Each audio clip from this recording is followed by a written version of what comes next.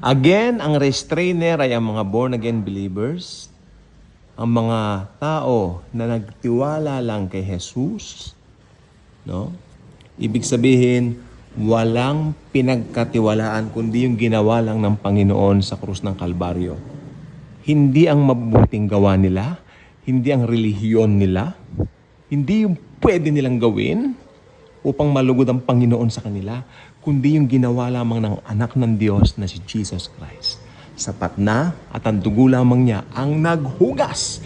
Actually, hindi lang hinugasan, inalis ang kasalanan natin. Lahat ng kasalanan natin, past, present, future, pinatawad.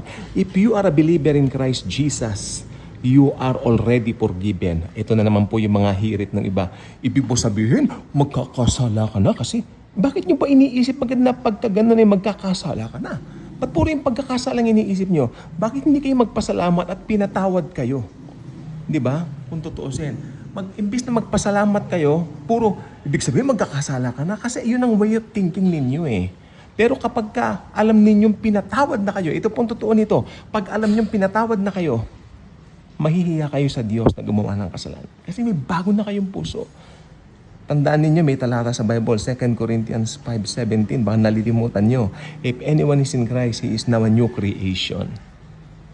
The old has passed, behold, all things become new. Baka nakalimutan nyo po yung talata yan. Just in case, I would like to remind you about a very important passage from the Scriptures.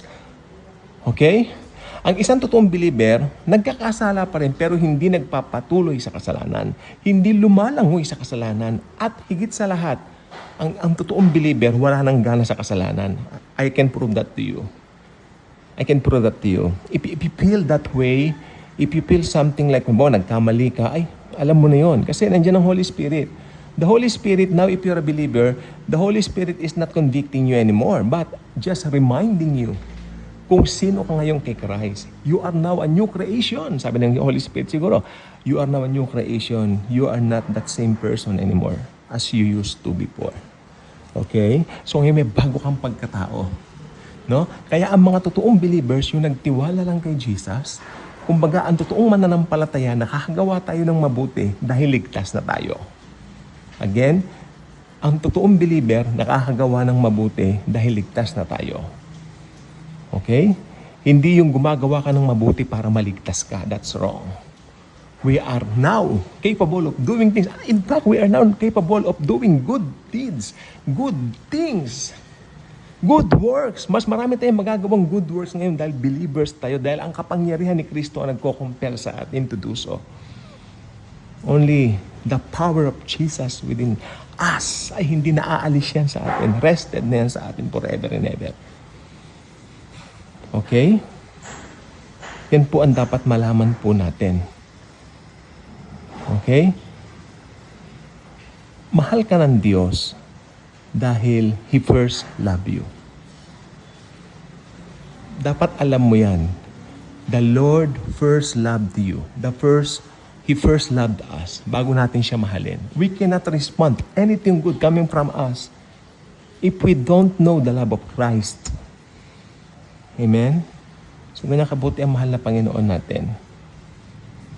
Okay? So, tayo po mga mananampalataya ay bago na po tayo. New creation na po tayo. 'Di ba? Sabi nga ng ibang kasabihan na maganda, if you are born once, you will die twice. If you are born twice, you will die only once. Ulitin ko po ha. If you are born once, you will die twice. And if you were born twice, you will die only once. Paki-analyze na lang po yon. Kailangan ng tao magkaroon ng dalawang kapanganakan. Isa sa kanyang physical, isa sa kanyang spiritual. And if you already experience your physical birthday, that's nice. Lahat tayo may physical birthday tayo. Lahat ng tao, believer, unbeliever, may physical birthday.